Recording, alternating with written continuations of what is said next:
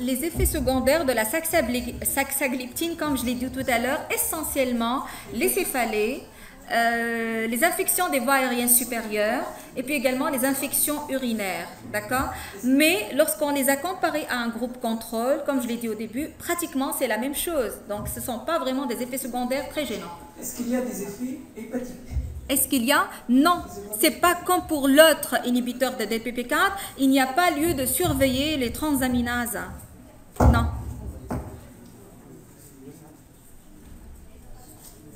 Oui. Oui. Oui. Oui.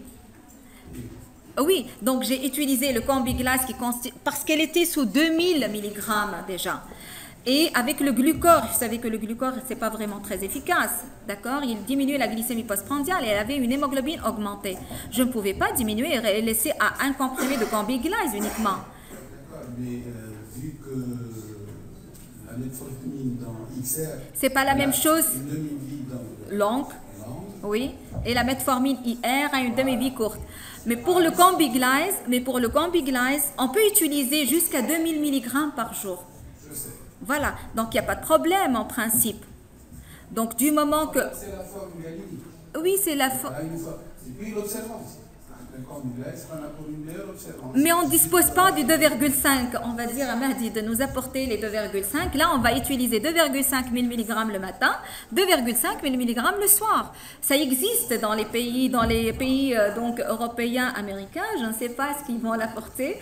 Mais on peut utiliser 2,5 000 et 2,5 000. Dans l'état actuel des choses, on va utiliser comme ça. On ne peut pas faire autrement.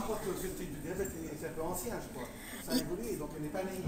Voilà. Si elle était naïve, on aurait pu commencer par le Combiglas. Oui. Mais apparemment, elle est sur 2,20 000, pas plus fort. Oui, et l'hémoglobine déjà. Donc certainement, puis on joue sur le chevauchement. Oui. Le Combiglas avec XR, donc c'est de 12-18 heures. Voilà. Des fois, ça doit se rapprocher pour améliorer le postprandial. Voilà. Ça fait même des chevauchements. Oui.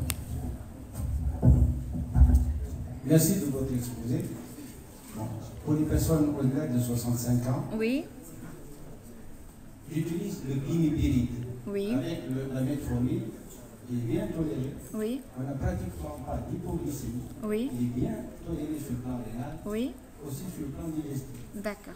Dans votre étude, j'aurais aimé voir cette étude de ce cas-là Oui. versus glimepiride ou insulata, par exemple, qui va réduire l'hyperglycémie de la matinée et même l'hyperglycémie de la fin de journée. D'accord. Je pense comme ça parce que c'est un médicament qui est assez cher. Oui. Et comme on a dit au niveau du secteur public, On a dit. impossible Oui. de le prendre en charge. Au niveau du secteur public aussi. Et pour les retraités qui ont aux environs à 400, 500 dinars par mois, ils ne peuvent pas l'utiliser. Oui. Donc on voudrait être, parce que là nous sommes des médecins généralistes, des médecins du secteur public et du secteur privé, quelque chose d'adapté à notre situation.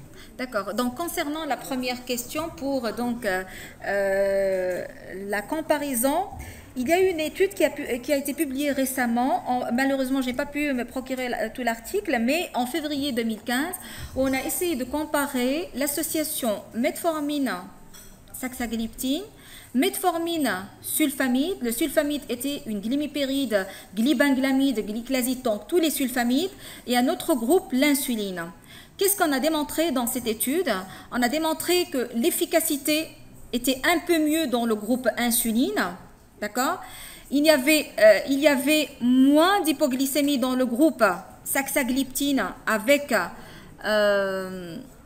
metformine par rapport au sulfamide, groupe sulfamide, metformine et insuline, et qu'il n'y avait pas également une augmentation des effets cardiovasculaires dans le groupe metformine, saxagliptine, metformine, sulfamide.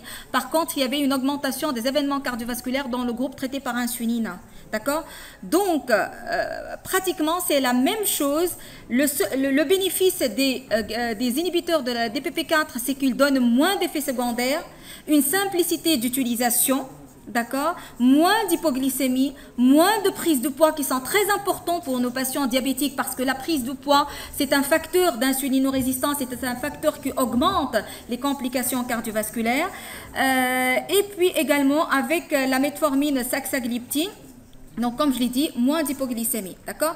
Et puis, moins d'événements. Il n'y a pas eu, comparé aux autres groupes, plus d'événements cardiovasculaires, que ce soit les décès cardiovasculaires, l'infarctus du myocarde, l'AVC, d'accord? Donc, c'est vraiment une molécule qu'on peut utiliser avec facilité. La seule chose donc, qui nous embête, c'est le prix. Espérons que la CNAM va la prendre en charge. Sinon, dans l'état actuel des choses, si nos patients diabétiques de type 2 ne peuvent pas se permettre ce médicament, on peut utiliser bien entendu les sulfamides, d'accord? Mais dans le choix des sulfamides, il faut choisir le moins nocif, si on peut dire ça, d'accord?